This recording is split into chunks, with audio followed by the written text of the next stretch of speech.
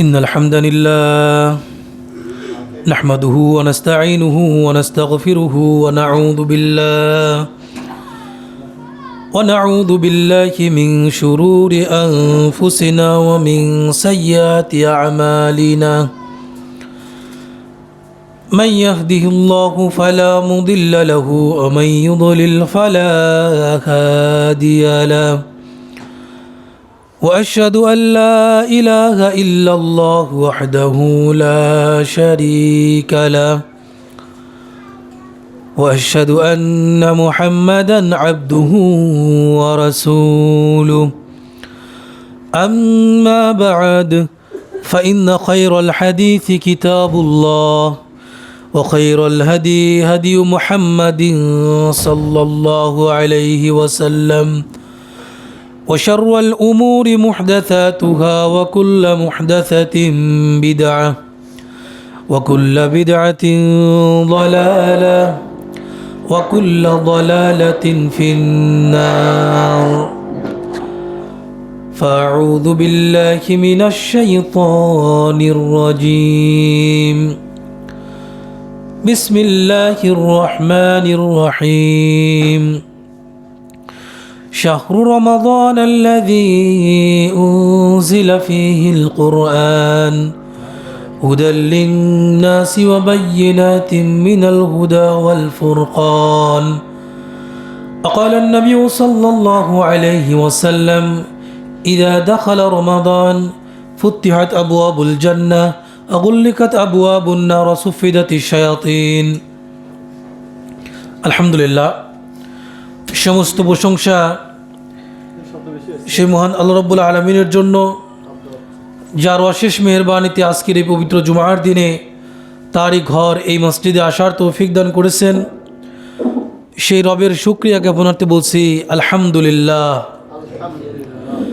দরুদ ও সালাম পেশ করছি মানবতার মহান মুক্তির দূত আল্লাহ রাব্বুল আলামিন, যাকে এ বিশ্ববাসীর জন্য রহমত স্বরূপ প্রেরণ করেছেন, সেই নবীর প্রতি দরুদ ও সালাম পেশ করছি সাল্লাল্লাহু আলাইহি ওয়াসাল্লাম। সম্মানিত উপস্থিতি, আজকের পবিত্র জুমার খুতবার সংক্ষিপ্ত আলোচনার বিষয় হচ্ছে আমরা কিভাবে রমজান মাসের প্রস্তুতি নিব। আমরা বর্তমানে কোন মাস অতিক্রম করছি? আরবি মাস শাবান মাস। কোন মাস? শাবান মাস। শাবান মাস ইসলামে অত্যন্ত গুরুত্বপূর্ণ একটি মাস। আপনারা হয়তো ইতিপূর্বে আলোচনা শুনেছেন শাবান মাস নিয়ে বা শাবান মাসের করণীয় নিয়ে।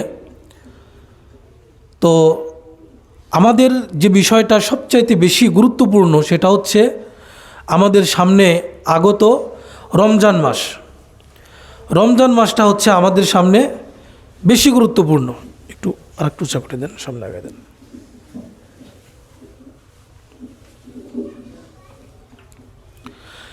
এর কারণ হচ্ছে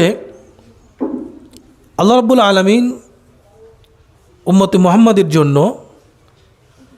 অত্যন্ত দয়া করে ভালোবেসে এমন একটা ইবাদতের মৌসুম তিনি রমজান মাসে দিয়েছেন, যেটা প্রত্যেক ঈমানদারের জন্য অনেক বড় একটা পাওয়া, অনেক বড় একটা সুযোগ। আর এই সুযোগটাকে আমাদের অবশ্যই কাজে লাগাতে হবে। আমরা যেমন ব্যবসা করতে গেলে ব্যবসার জন্য প্রস্তুতি নেই, আমরা যে কোনো কাজ করতে গিয়ে, দুনিয়াবি যে কোনো কাজ করতে গিয়ে আমাদের কিন্তু একটা প্রস্তুতি থাকে। আপনি ব্যবসা করতে হলে আপনার যদি আপনি দোকানে ব্যবসা করতে চান, ওই দোকানটাকে আপনার প্রস্তুত করতে হবে। ওই দোকানদার কাছ থেকে ভাড়া নেবেন, তার সাথে একটা চুক্তি করে যে ভাড়ার যে একটা ডিড করতে হবে, এত টাকা অ্যাডভান্স কি এত টাকা মাসিক ভাড়া, বা কিনেও যদি নেন সেটার জন্য অনেক প্রক্রিয়া আছে।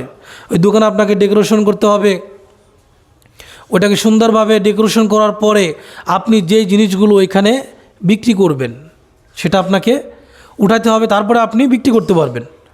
আপনি কৃষক মানুষ, মাঠে পেঁয়াজ লাগাচ্ছেন। এখন আমাদের দেশে তো কয়েক রকমের ফসল হয়।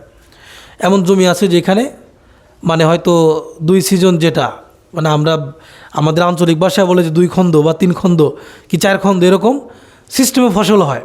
তা আপনি যদি পেঁয়াজ যদি জমিতে লাগাতে চান, এর আগে আপনি কিন্তু একবারে লাগাতে পারবেন না। আপনার ওই যে পেঁয়াজের যে দানা, ওই যে বীজটা সংগ্রহ করতে হবে, ওইটাকে আপনার আবার নির্দিষ্ট একটা প্রক্রিয়ায় সংরক্ষণ করে ওইটা মাটিতে ওইটা বপন করতে হবে। একটা নির্দিষ্ট সময় পর্যন্ত এটাকে আপনি সার বীজ বিভিন্ন কিছু দিয়ে আগাছা পরিষ্কার করে বড় করতে হবে।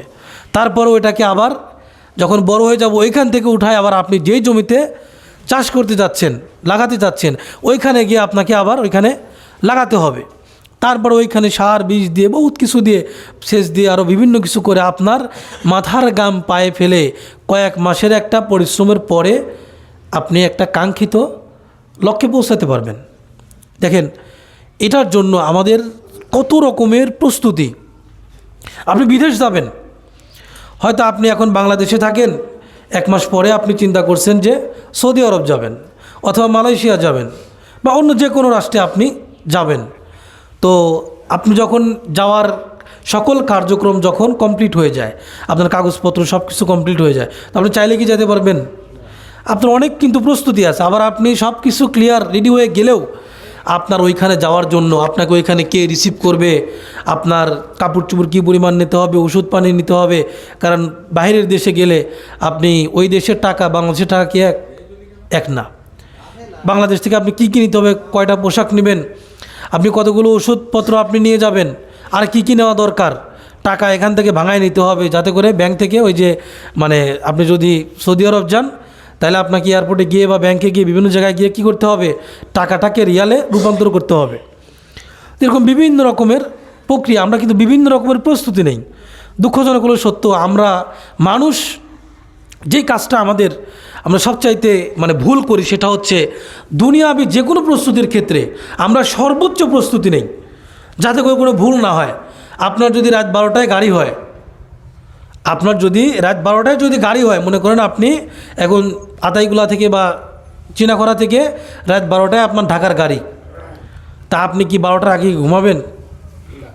আপনি ঘুমাইলেও ঘুম আসবে না। কারণ আপনার মাথায় একটা চিন্তা আছে, আমি যদি ঘুমাই তাহলে আমার কী হয়ে যাবে, বাসটা মিস হয়ে যাবে। মিস হয়ে গেলে তো আপনি যেতে পারবেন না। হতে পারে আপনার ফ্লাইট থাকতে পারে বা যে কোনো জরুরি কাজ থাকতে পারে। তো এটার জন্য আমরা দেখেন কত প্রস্তুতি নেই। আবার যদি ঘুমানো, তাহলে কি করবেন, যে 11টায় কি 11:30টায় বা তার একটা নির্দিষ্ট টাইমে আপনি দেখবেন যে 5-7টা অ্যালার্ম দিয়ে রাখবেন। আমি নিজে এটা করি। যদি আমি ঘুমায় যাই কোনো কারণে, দেখা যাচ্ছে আমি ঢাকা যাব রাত্রে, হয়তো আমার 12টায় গাড়ি কি 12:30টায় গাড়ি, আমার বাড়ি থেকে তো বেশি দূরে না বাস স্ট্যান্ড, তো আমি কি করি 11টা বা 11:30 মানে অনেকগুলো অ্যালার্ম দিয়ে রাখি। ছোটো ফোনে একটা দিয়ে রাখি, অ্যান্ড্রয়েড ফোনে একটা দিয়ে রাখি, যে কোনো একটাতে তো আমি জাগনা পাবোই।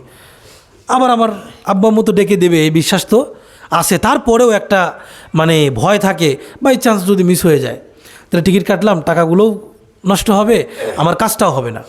এটা দুনিয়াবি প্রস্তুতির জন্য আমরা এরকম কাজ করি।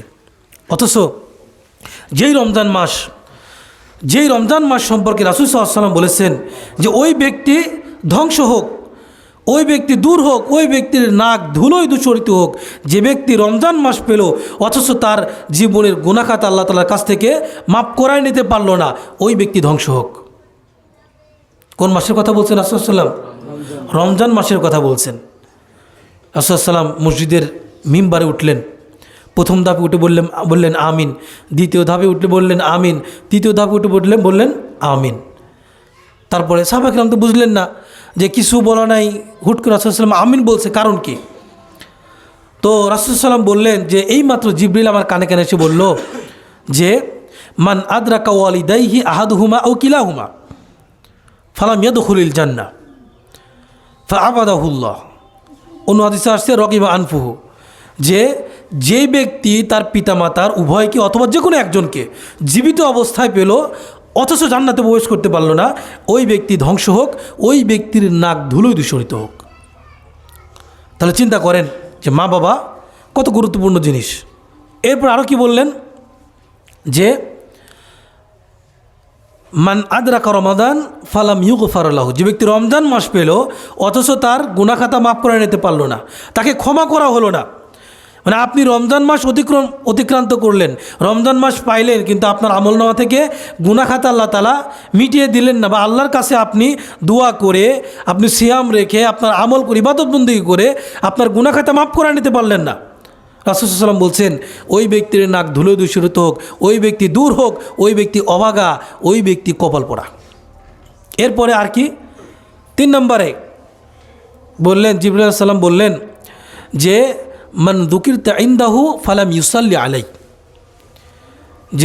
যে ব্যক্তির সামনে আপনার নাম বলা হবে অথচ আপনার উপরে সে সালাত পড়বে না, দরুদ পড়বে না, ওই ব্যক্তিও ধ্বংস হোক।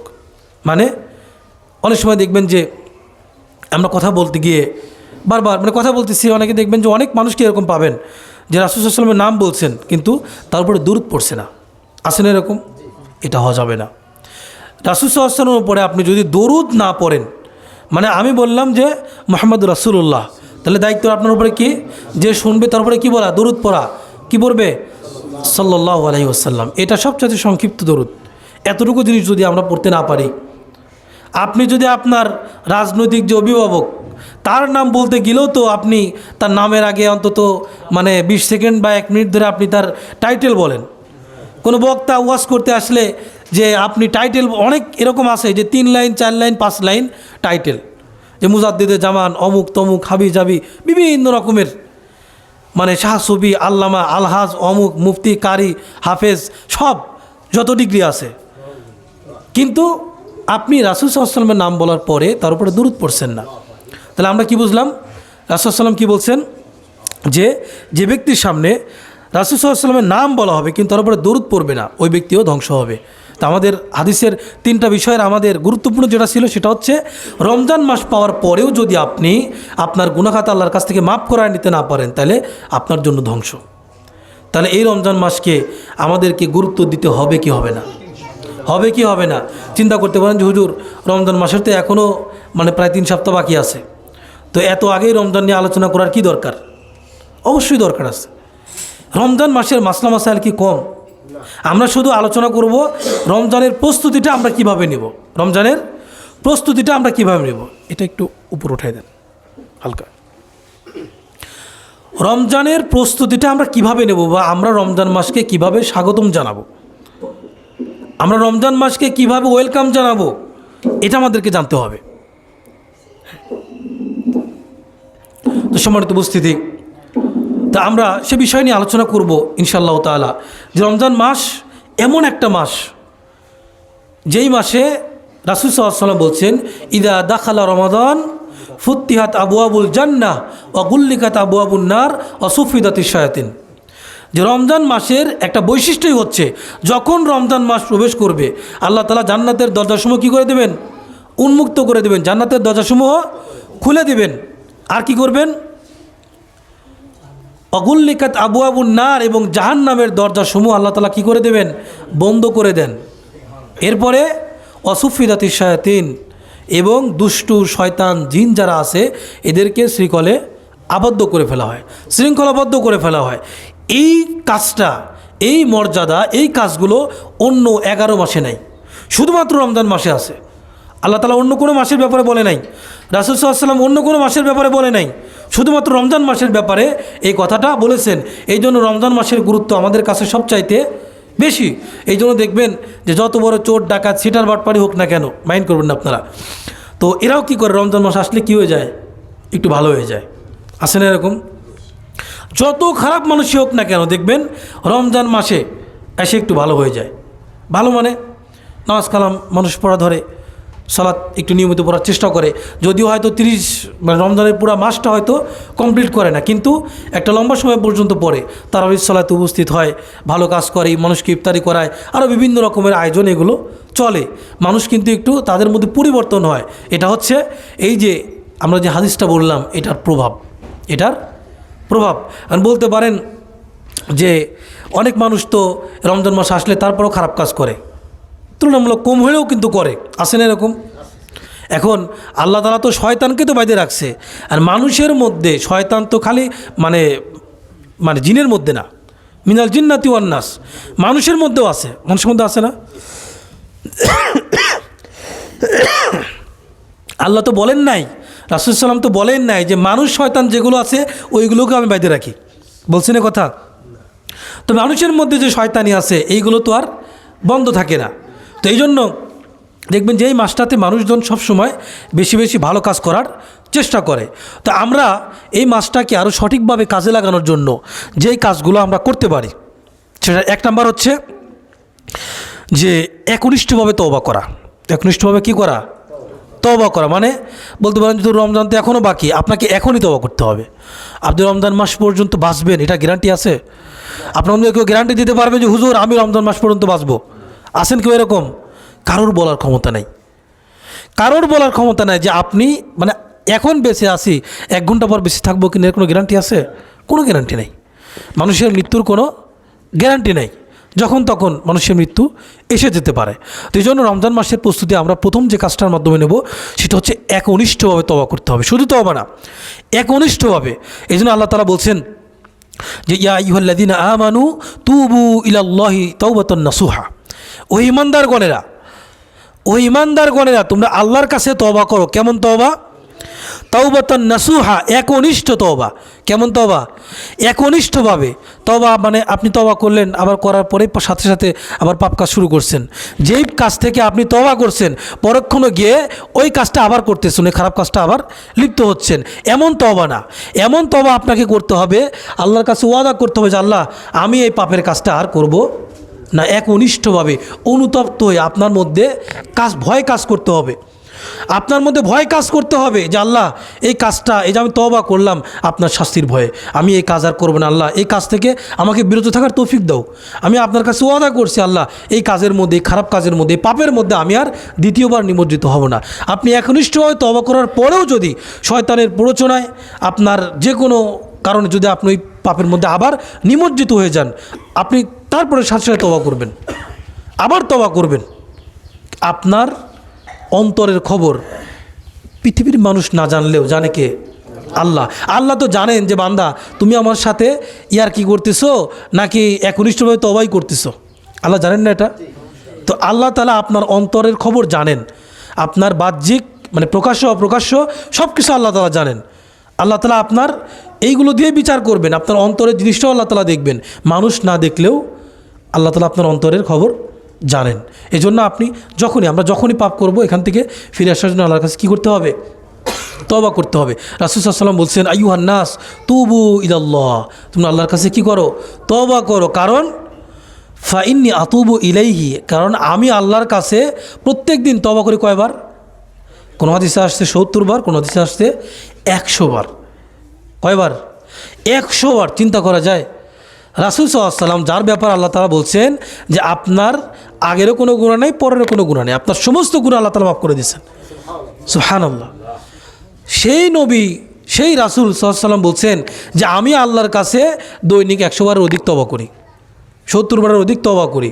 কাজেই তোমরা আল্লাহর কাছে বেশি বেশি তওবা করো। তাহলে আমরা রমজান মাসের প্রস্তুতির জন্য প্রথম যে কাজটা করব সেটা কি? একনিষ্ঠভাবে তওবা করা। একনিষ্ঠভাবে কী করা?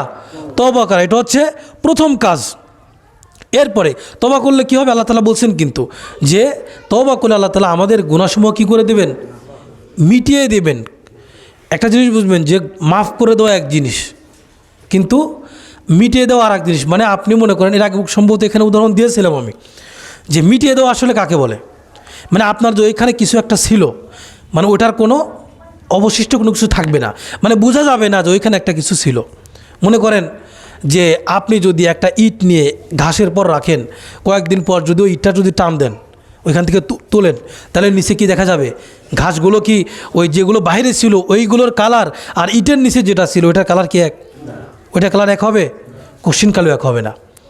কোশ্চিনকালেও এক হবে না।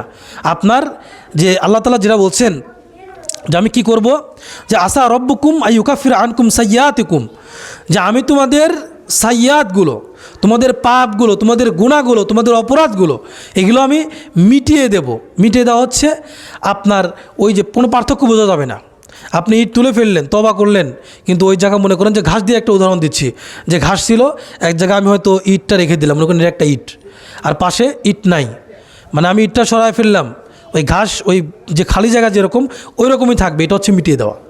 মানে কোনো অবশিষ্ট কোনো কিছু থাকবে না, মানে বোঝাই যাবে না যে এইখানে বান্দা এখানে কোনো গুনাহ করেছিল, এটাকে বলা হচ্ছে মিটিয়ে দেওয়া। তো আল্লাহ তাআলা এটা করে দেবেন, এর জন্য আমাদের কী করতে হবে? তওবা করতে হবে। 2 নম্বর যেটা, সেটা হচ্ছে আল্লাহর কাছে বেশি বেশি দোয়া করতে হবে। কি দোয়া করতে হবে? যে আল্লাহ রমজান মাসটাকে যেন কাজে লাগাতে পারি, রমজান মাসে যেন পৌঁছাতে পারি। আমাদের সালাফদের থেকে অসংখ্য ঘটনা বর্ণিত হয়েছে, তারা আল্লাহর কাছে 6 মাস, মানে রমজান পার হয়ে গেলেই বাকি 9 মাস দোয়া, 11 মাস দোয়া করতেন আল্লাহর কাছে যে আল্লাহ আমি যেন রমজান মাস পর্যন্ত পৌঁছাতে পারি। আবার অন্য অন্য বর্ণনায় আসছে যে সালাফদের মধ্যে কেউ কেউ কী করতেন, তারা 6 মাস আল্লাহর কাছে দোয়া করতেন যে আল্লাহ রমজান মাসের জন্য পৌঁছাতে পারি। আর রমজান শেষ হয়ে গেলে আল্লাহর কাছে দোয়া করতেন যে আল্লাহ রমজানের যে সিয়ামগুলো রাখছি, রমজানের যে ইবাদতগুলো করেছি, এইগুলো যেন কবুল করেন আপনি, মানে আপনি এগুলো গ্রহণ করে নেন, কবুল করে নেন। এই দোয়া তারা করতেন। আমাদের দুইটাই করতে হবে। রমজান পাওয়ার জন্য আমাদেরকে আল্লাহর কাছে দোয়া করতে হবে, আবার রমজান মাসে যে আমলগুলো করবেন এই আমলগুলো, কারণ একটা জিনিস মনে রাখবেন, শয়তান কিন্তু বসে নেই। শয়তান বসে আছে? আপনি ভালো আমল করবেন, আপনার একটা প্রশান্তি কাজ করবে, আর শয়তান এটাকেই কাজে লাগাবে। শয়তান চিন্তা করবে দিস ইজ দ্য মোমেন্ট, সুযোগ আমি পেয়ে গেছি। আপনার মধ্যে একটা আত্মহংকারিতা, একটা রিয়ার একটা ভাব চলে আসবে। মানুষের কাছে গল্প করবে না, আরে আমি 30টা রোজা রাখছি, 30টা তারা আমি একেবারে ইমামের সাথে একবারে প্রথম ফার্স্ট টু লাস্ট আমি পড়েছি, এতজনে ইফতারি করাইছি, এই করেছি সেই করেছি, বিভিন্ন কিছু বলে আপনি নিজেকে মনে করেন যে খুব কিছু একটা ভাবতেছেন। আপনাকে বুঝতে হবে এটা শয়তান আপনার উপরে চান্স নিছে। কারণ আপনি মানুষের কাছে বলে বেড়াচ্ছেন, মানে কি, এটা তো বলে বেড়ানোর জিনিস না ভাই। আপনি সিয়াম রাখছেন কার জন্য? আল্লাহর জন্য। আপনি মানুষকে ইফতারি করেছেন কার জন্য? আল্লাহর জন্য, নেকি পাওয়ার জন্য, পরকালের জন্য। সিয়াম রাখবেন কেন? জাহান্নাম থেকে বাঁচার জন্য। রাসূল সাল্লাল্লাহু আলাইহি ওয়াসাল্লাম বলছেন সিয়ামু জুন্নাতুন, সিয়ামটা হচ্ছে জাহান্নাম থেকে বাঁচার জন্য ঢাল। আপনারা এই যে যুদ্ধ করা যে ঢাল তো চেনেন নাকি? আপনাদের সুজনগরের মানুষ চেনেন আমি জানি, ঠিক আছে, কারণ আমি সুজনগরে এগুলো দেখছি। ঢাল আসলে কি জিনিস আমাদের ওইদিকে ওইভাবে আমি দেখি নাই, এই সুজনগরে আমি দেখছি। যখন আমি তারাবাড়ি মাদ্রাসায় পড়াশোনা করতাম ওই সময় দেখছি। তো ঢাল আসলে কি জিনিস, ঢালটা কী জন্য?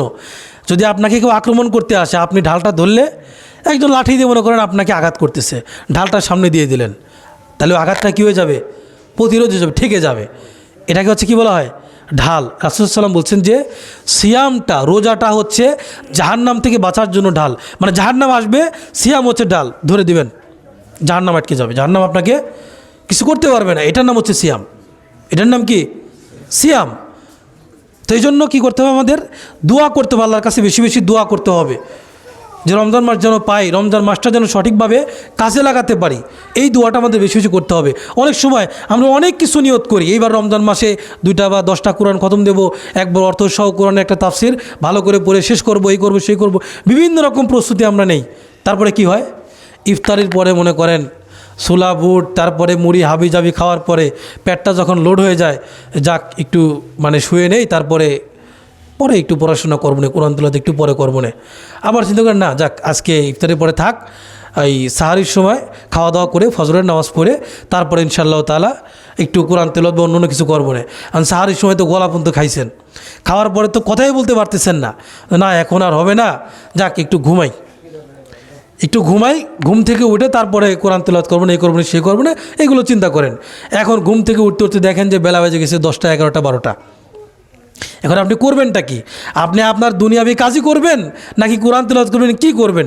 ওই যে চিন্তা, যাক আজকের মতো যা হয়েছে আগামীকাল থেকে আবার ঠিক করে দেব, আগামীকাল থেকে সব ঠিক করে দেব, এই একটা নিয়ত নিয়ে আপনি ওই দিন কাটাই দিলেন। পরের দিন সেম কাহিনী, পরের দিন সেম কাহিনী হয়ে যাবে। এরকম করতে করতে রমজান মাস চলে যাবে। রমজান মাস চলে যাওয়ার পরে আপনি আফসোস করবেন, হায় রে রমজান মাসটা কাজে লাগাতে চাইছিলাম কিন্তু কাজে লাগলো না। এই কাজে লাগানোর জন্য, এটার জন্য আল্লাহর কাছে দোয়া করতে হবে, এটার জন্য আল্লাহর কাছে দোয়া করতে হবে। আপনি চিন্তা করতে পারেন হুজুর এটা কোনো কথা? কেমন কথা বললেন? সামান্য জিনিসের জন্য আল্লাহর কাছে দোয়া করতে হবে? জি অবশ্যই দোয়া করতে হবে। রাসূল সাল্লাল্লাহু আলাইহি ওয়াসাল্লাম বলছেন, সাহাবীরা তোমাদের কারোর যদি জুতার ফিতাও ছিঁড়ে যায়, রাস্তা দিয়ে হাঁটতেছেন, এখন জুতা হয়তো পুরাতন হয়ে গেছে বা একটা হয়তো ইটের সাথে গোতা লেগে আপনার জুতার ফিতা ছিঁড়ে গেল, রাসূল সাল্লাল্লাহু আলাইহি ওয়াসাল্লাম বলছেন এই জুতার ফিতা ছিঁড়ে গেছে, এটাও তুমি আল্লাহর কাছে চাও। সুবহানাল্লাহ। এটা কি বড় কোনো জিনিস? আপনি যদি মুসির কাছে যান 5 টাকা দিলে ঠিক করে দেবে, কিন্তু রাসূল সাল্লাল্লাহু আলাইহি ওয়াসাল্লাম কী বলছেন? তোমাদের কারোর যদি জুতার ফিতাও যদি ছিঁড়ে যায় সেটাও আল্লাহ তাআলার কাছে চাও, যে আল্লাহ আমার জুতার ফিতা ছিঁড়ে গেছে, এটাও আমি তোমার কাছে চাই। চিন্তা করেন তাহলে যে এটা তো জুতার ফিতা, যেটা আমাদের অত কোনো কাজে লাগে না, যে আপনি জুতা পাই দিয়ে চললে পরে 10 নেকি হবে কি 20 নেকি হবে, এরকম কিছু। জাস্ট আপনি ময়লা থেকে বাঁচবেন, কাটা ফুটবে না, বা বিভিন্ন ধরনের ক্ষতি থেকে আপনি বাঁচবেন। দুনিয়াবি সামান্য ক্ষতি, মরে তো আর যাবেন না। মরে যাবেন, কত মানুষের জুতা নাই, তারা জুতা ছাড়াই চলতেছে না, চলতেছে।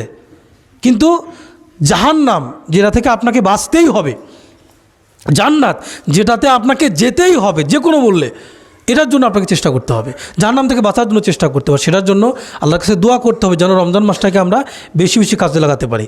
আমাদের একটা রমজান যদি আল্লাহ তাআলা কবুল করে নেন, ইনশাআল্লাহ আমাদের জীবন সাকসেস।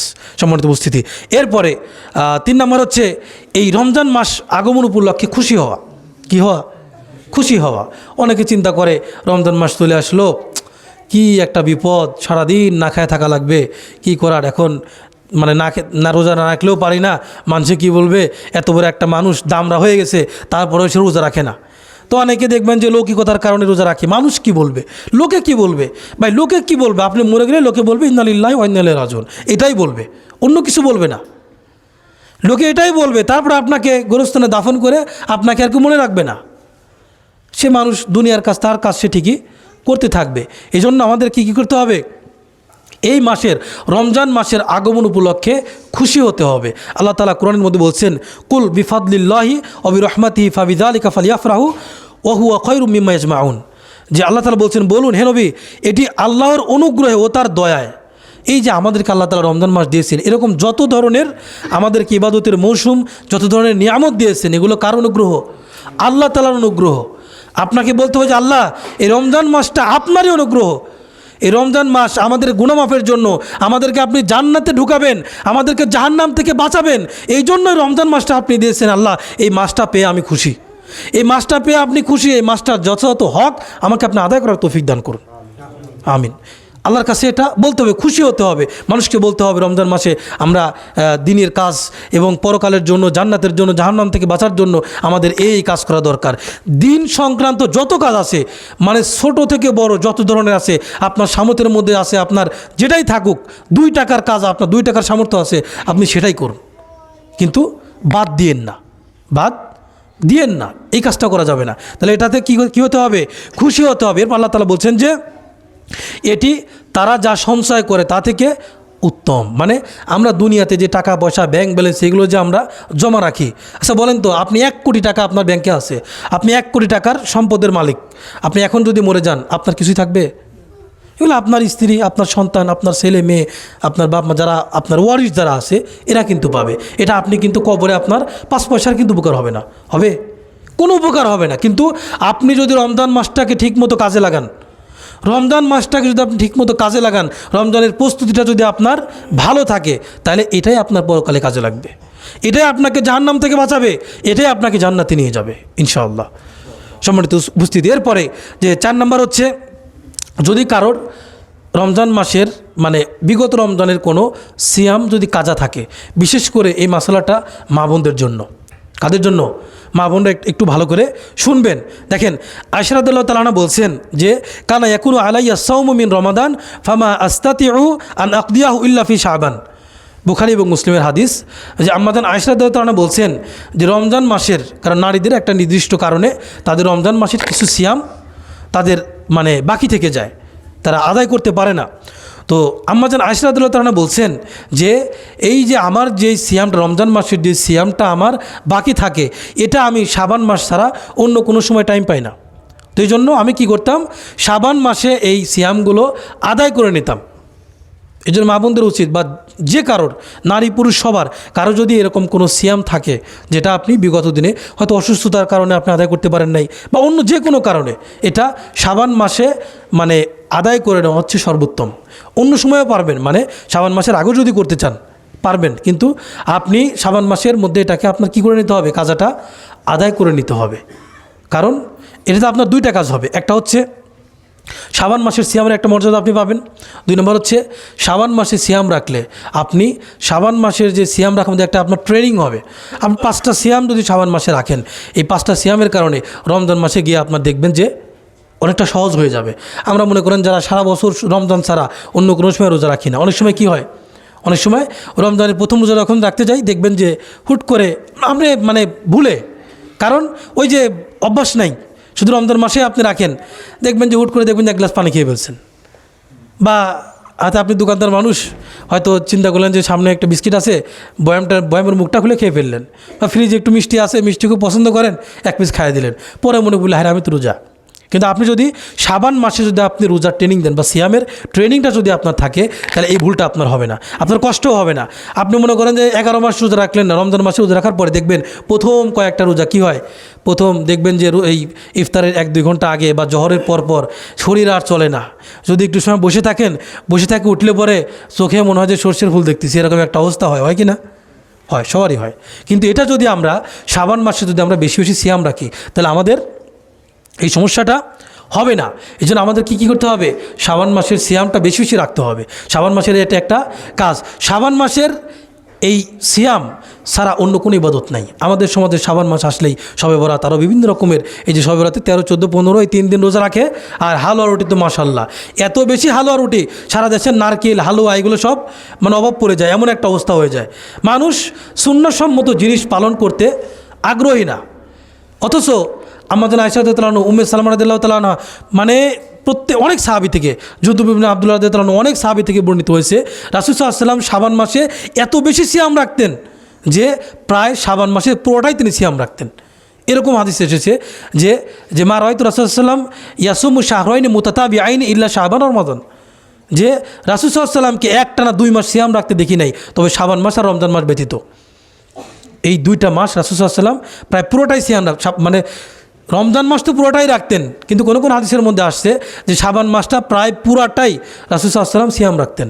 এই জন্য শাবান মাসটা যদি আমরা বেশি বেশি সিয়াম রাখি, তাহলে এই শাবান মাসের সিয়ামের মাধ্যমে আমাদের প্র্যাকটিসটা হয়ে যাবে এবং রমজান মাসে গিয়ে আমাদের কোনো কষ্ট হবে না। রমজান মাসে গিয়ে আমরা ভুল করব না, আপনার ট্রেনিং আছে, আপনি ট্রেনিং নিয়েছেন, রমজান মাসে গিয়ে আপনার ভুল হবে না, ভুল ক্রমে আপনি পানি খেয়ে ফেলবেন বা কিছু একটা করে ফেলবেন, এগুলো হবে না।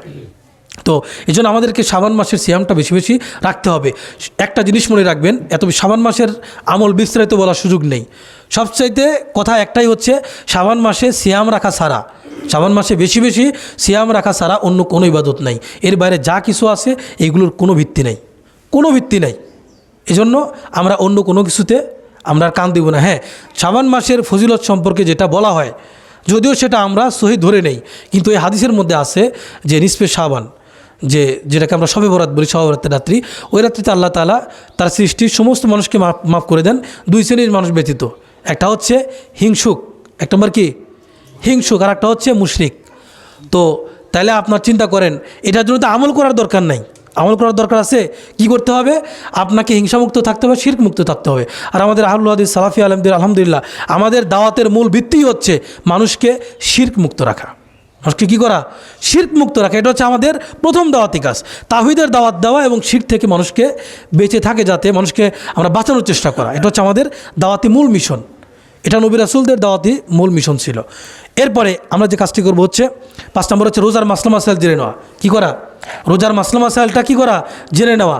আপনি রোজা আসার আগেই বা সিয়াম আসার আগেই সিয়ামের যত মাসলা মাসাইল আছে এইগুলো আপনাকে জানতে হবে। সিয়াম সংক্রান্ত যত বই আছে এগুলো আপনি কিছু সংগ্রহ করে পড়বেন, বা আলেমদের বিভিন্ন কোর্স করতে পারেন, অনলাইনে বিভিন্ন ভিডিও পাওয়া যায় আমাদের সালাফি আলেমদের, আহলুল হাদিস শায়েখদের, আপনারা সেইগুলো থেকে জানবেন। আমি আপনাদের একটা বইয়ের কথা বলি, কোরআন এবং সহিহ হাদিসের আলোকে সাওম বিশ্বকোষ নামে একটা বই আছে। এই একটা বইয়ের মধ্যে মোটামুটি আপনি মানে সিয়াম মাসলা মাসাইল বা ফাজাইল বিভিন্ন এই সংক্রান্ত মোটামুটি আপনি প্রায় সবই পাবেন। 100 না, কিন্তু 90-95 আপনি এর মধ্যে পেয়ে যাবেন। সাওম সংক্রান্ত যত হাদিস বা মাসলা মাসাইল আছে মোটামুটি এর মধ্যে সবই আছে। আপনারা চাইলে এই বইটা সংগ্রহ করতে পারেন।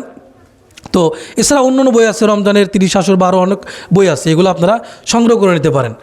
এরপরে হচ্ছে 6 নম্বর হচ্ছে রমজান মাসে মানে আমাদের প্রস্তুতি যেটা আমরা নেব সেটা হচ্ছে রমজান মাসে রমজান মাসে আমার ইবাদতে, আমার কোরআন তেলাওয়াতে, আমার কাজকর্মে বাধা দিবে বা আমার সমস্যা সৃষ্টি করবে এরকম যে সকল কাজ আছে, আমার ব্যবসা কেন্দ্রিক হোক বা অন্য যে কোনো কেন্দ্রিক হোক, এইগুলো আপনি রমজানের আগে সেরে নেবেন, যাতে করে রমজান মাসটা আপনি ফ্রি থাকতে পারেন। ব্যবসা করেন সমস্যা নেই, কিন্তু রমজান মাসে আপনি চিন্তা করলেন যে যাই আমি এখন কেনাকাটা করতে যাই, কেনাকাটা করতে গেলেন আপনার নামাজও ঠিকমতো হলো না, আপনার সিয়ামটাও ঠিকমতো হলো না, মানে শুধু কষ্টই। এটা আপনি ব্যবসা করেন, মালপাতি যা কেনার দরকার আপনি আগে রমজানের আগেই কিনে নেন, কিনে রমজান মাসটাকে একটু ফ্রি রাখার চেষ্টা করেন। এটা আমাদের গুরুত্বপূর্ণ একটা কাজ।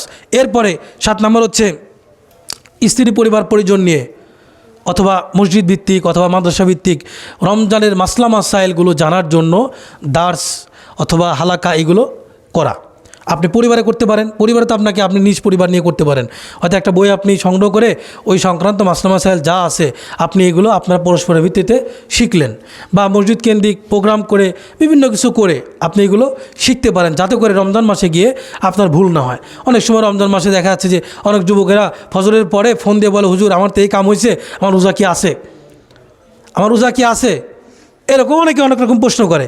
অনেকে দেখা যাচ্ছে যে ভুল করার পরে মানে এমন একটা হয়তো মানে ভুলবশত কোনো একটা কাজ করেছে বা কোনো কিছু খেয়ে ফেলেছে, কোনো একটা বলে ফেলেছে বা একটা ঘটনা ঘটায় ফেলেছে, এখন মনে নাই, ভুলবশত হয়ে গেছে, তারপর চিন্তা করছে আমার তো সিয়াম ভেঙে গেছে, কী করা যায়, পেট ভরে খায় নেই, এখন আমি খাওয়া দাওয়া করি বা সিয়ামটা ছেড়ে দেই। তারপরে ওই যে একেবারে ছেড়ে দেওয়ার পরে তারপরে হুজুরদের কাছে ফোন দেয়, হুজুর আমার তো এই কাম হয়েছিল, তো পরে আমি দেখলাম রোজা ভেঙে গেছে, তো এখন আমি তাহলে কী করবো, কাম তো সেরেই ফেলছেন, এখন আর কী করবেন। এই জন্য সিয়ামের মাসলা মাসাইলগুলো আগে ভাগে আমাদেরকে জানতে হবে। এরপরে রমজান মাসকে কেন্দ্র করে বেশি বেশি ইসলামিক বইপত্র পড়া, ইসলামিক বইপত্র পড়া। এরপরে এই রমজানের প্রস্তুতি স্বরূপ আমাদেরকে কোরআনটা, যারা কোরআন পড়তে পারি না তাদের কোরআন শিখে নেওয়া, এবং যারা কোরআন পড়তে পারি আমরা তাফসির অর্থসহ বা তাফসির সহ যেন আমরা অন্তত কোরআনটা একটা দুইটা খতম দিতে পারি, অথবা আপনি তাফসির সহ নাও যদি পারেন রমজান মাসে শুধু কোরআন আপনি রিডিং করে আপনি কোরআন একটু পড়ার চেষ্টা করেন। দৈনিক 1 পৃষ্ঠা 5 পৃষ্ঠা 10 পৃষ্ঠা 1 পারা 2 পারা আপনার সময় অনুযায়ী আপনি চেষ্টা করেন, কিন্তু বাদ দিয়েন না, একেবারে বাদ দিয়েন না। যারা কোরআন পড়তে পারেন না তারা চেষ্টা করেন যে এই রমজানে আমি কোরআন পড়া শিখে নেবো ইনশাল্লাহ, বা রমজান মাস আসার আগেই এখনও অনেক সময় আছে, আমি এর মধ্যে আমি কোরআনটা শিখে নেব। কারণ দেখেন আল্লাহ তাআলা সিয়াম এবং কোরআনের সাথে একটা গভীর সম্পর্ক দিয়েছেন। সিয়াম এই রমজান মাসের মর্যাদা এত বেশি কেন, এই মাসে আল্লাহ তাআলা কোরআন নাজিল করেছেন, যে কোরআনের সাথে আমাদের সম্পর্ক কী করতে হবে, বৃদ্ধি করতে হবে, এজন্য বেশি বেশি তিলাওয়াত করতে হবে। আল্লাহ রাব্বুল আলামিন আমাদেরকে রমজান মাসের প্রস্তুতি সঠিকভাবে নেওয়ার তৌফিক দান করুন, আল্লাহুম্মা আমিন।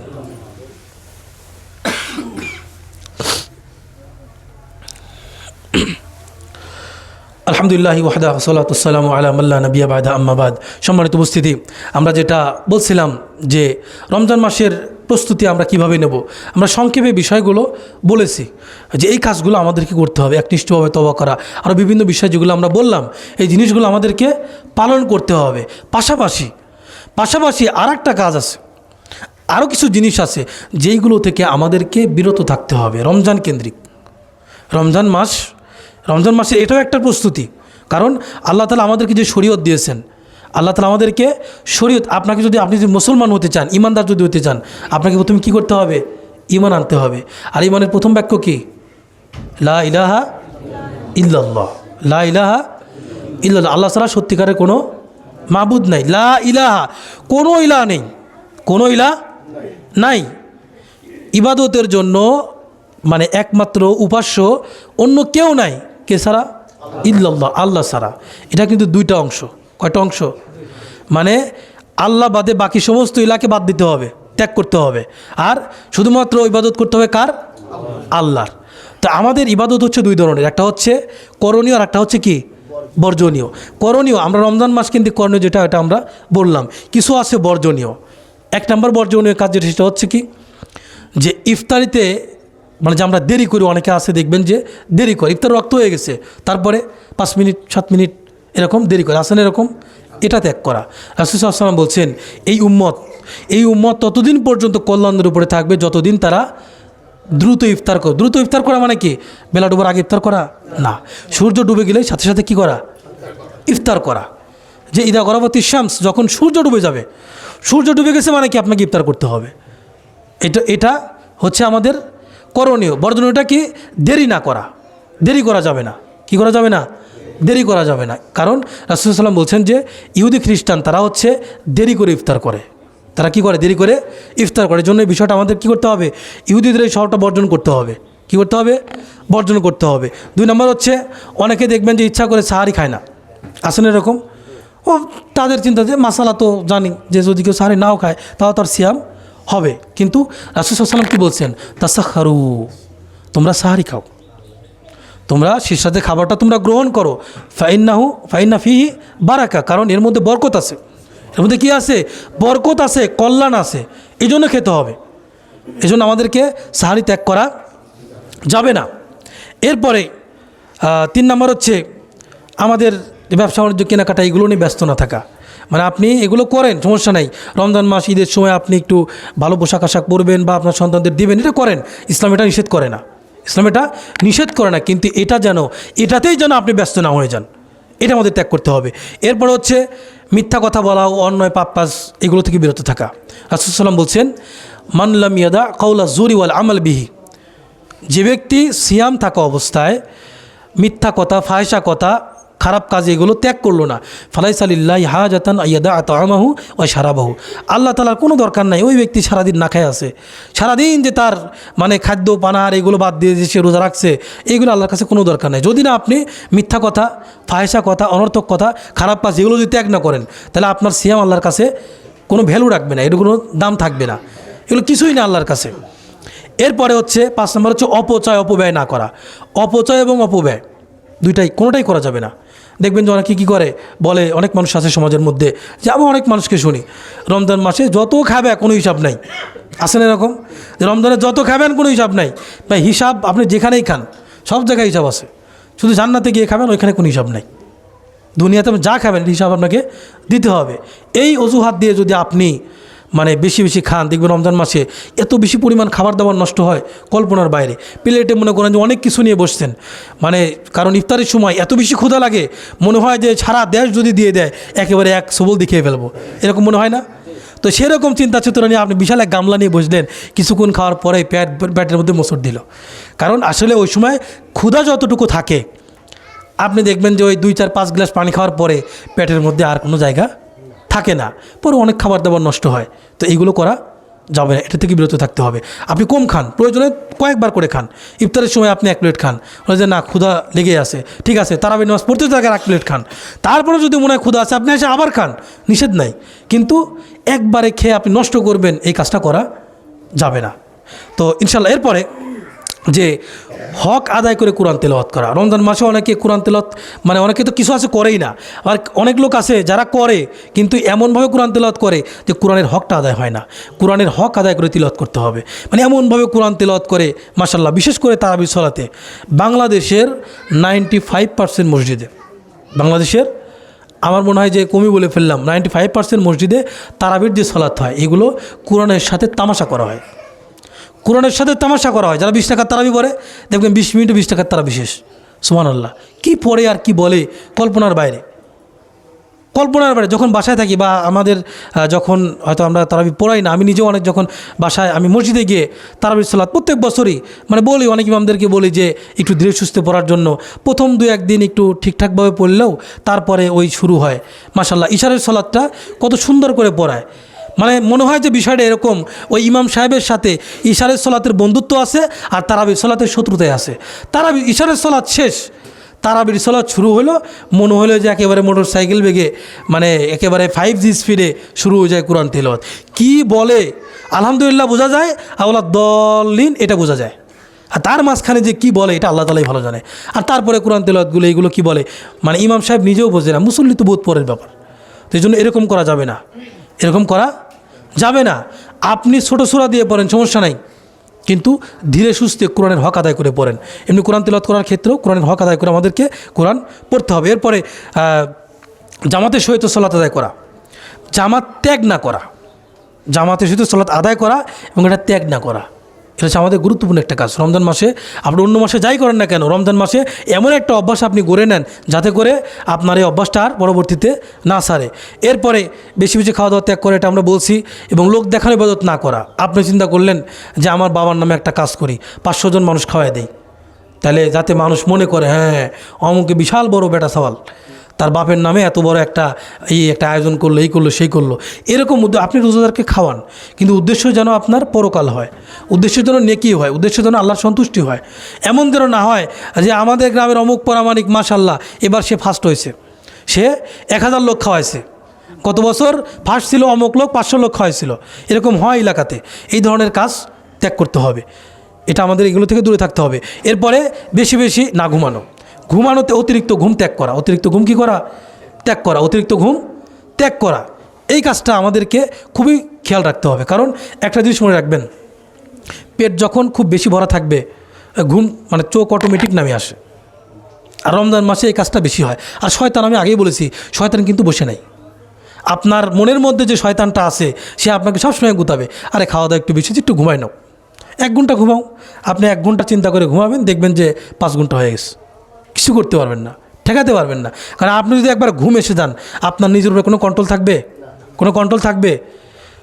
যদি ঘুমন্ত ব্যক্তির উপরে শরীয়তি কার্যকর না, মানে রাসূল সাল্লাল্লাহু আলাইহি ওয়াসাল্লাম বলেছেন যে রুফিয়াল কলাম আং সালাস, যে রুফিয়াতিল কলাম আং সালাসাতিন, 3 ব্যক্তির উপর থেকে আল্লাহ তাআলা মানে কলম উঠায় নিয়েছে। মানে তাদের আর ওই ঘুমন্ত অবস্থায় মানে কোনো কিছু লেখা হবে না, ওই অবস্থায় কিছু লেখা হবে না।